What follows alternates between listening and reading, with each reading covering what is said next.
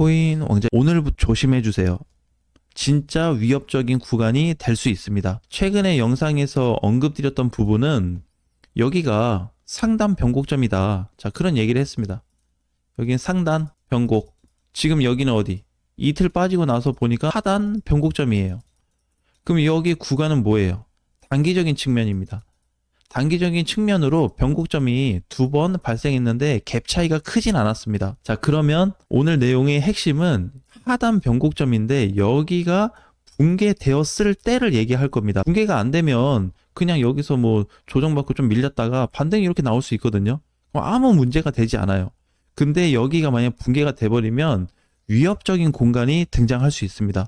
왜 그러냐면 비트코인이 그동안 고점을 기준으로 현재까지 잘 이어왔거든요. 근데 한 가지 문제는 뭐냐면 여기부터 여기까지 내려온 건 괜찮고 여기부터 여기까지 조정받은 것도 괜찮은데 문제는 단 한 번의 추세 돌파가 발생하지 않았습니다. 그러니까 지금 당장 비트코인이 추세가 변하지 않았다는 거는 나 지금 안 간다는 뜻이거든요. 그래서 오히려 수급이 이번에 알트코인 쪽으로 많이 쏠리게 된 계기가 되었습니다. 오늘은 알트까지 대한 전체 범위를 얘기하는 게 아니라 비트코인하고 주요 코인의 핵심적인 내용을 설명해 드릴 거예요. 물론 비트코인이 이상해진다면 알트코인들도 타격은 받겠죠. 자, 이제 중요한 거는 이번에도 실패. 반등 실패, 이번에도 4차례 실패. 결국 이제 실패 이후에 추세 못 뚫고 나니까 밑으로 흘러내리는 거거든요. 근데 우리 이번에 뭐 봤죠? 여기서 붕괴 시점을 한번 봤습니다. 자, 붕괴 시점이 여기까지는 괜찮다.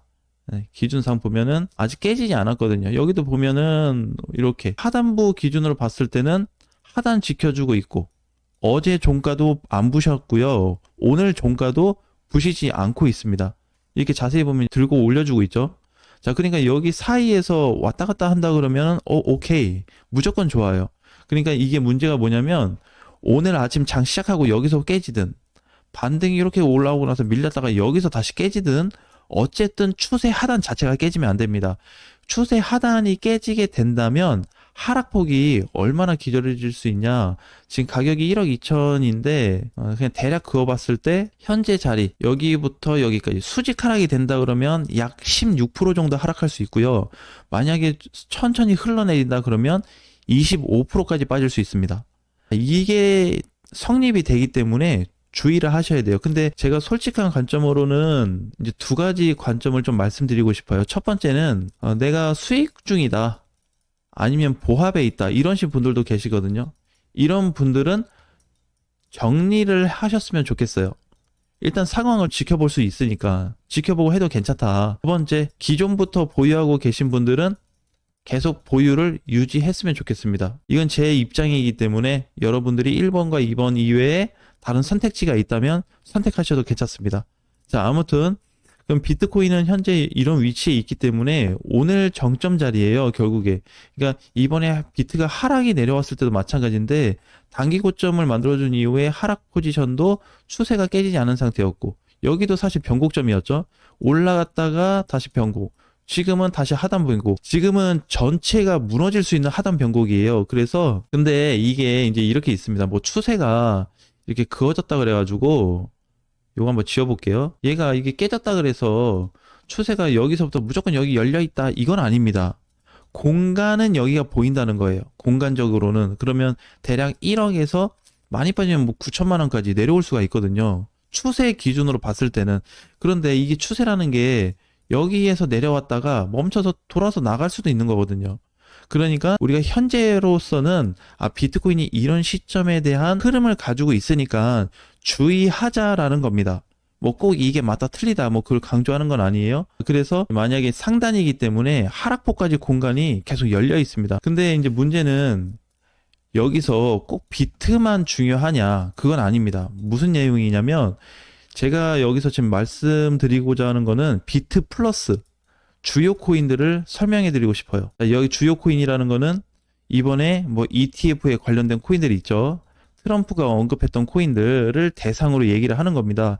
왜 그러냐면 만약에 비트코인이 방금 얘기했던 하단 변곡 자리가 붕괴가 돼버리면 당연히 모든 코인들이 다 떨어질 거예요. 근데 그동안의 동향을 봤을 때는 알트코인들이 타격이 심하잖아요. 가벼운 애들이 세게 밀리는데 알트코인들은 금방 급반등이 나올 수 있는 조건을 갖추고 있습니다.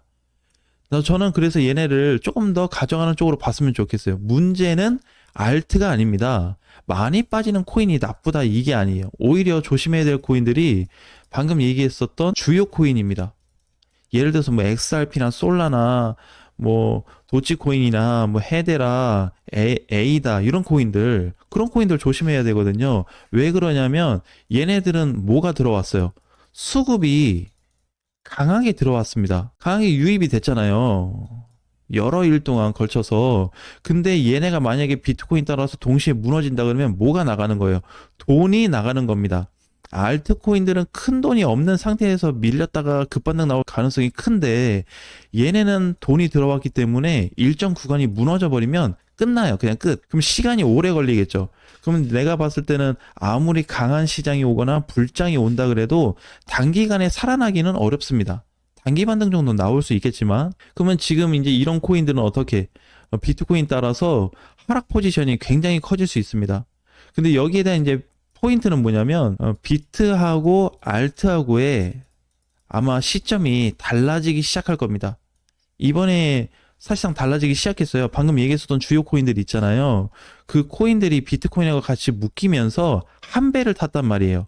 한 배 타고 나서 기존에 알트에 속했던 코인들이 이쪽으로 넘어가다 보니까, 일부가 넘어가다 보니까 흐름이 얘네가 주도하면 얘네가 다 빠질 거다라고 보겠지만 저는 반대로 보고 있습니다. 그래서 얘네가 주도해서 시장을 밀리게 되면 일시적으로 얘네도 밀리긴 할 거다.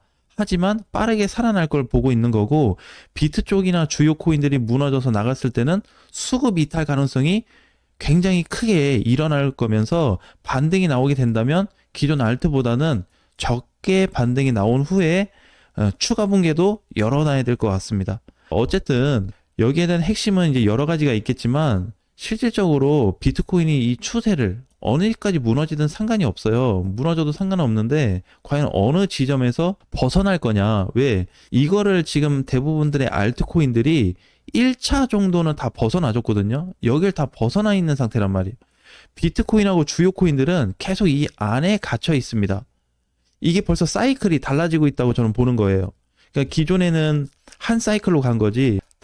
만약에 이번에 비트가 이 정도 시세를 줬으면 알트들도 뒤늦게라도 따라와서 시세 주고 다 같이 무너졌단 말이에요. 하나의 사이클로 갔는데 지금은 어떻게?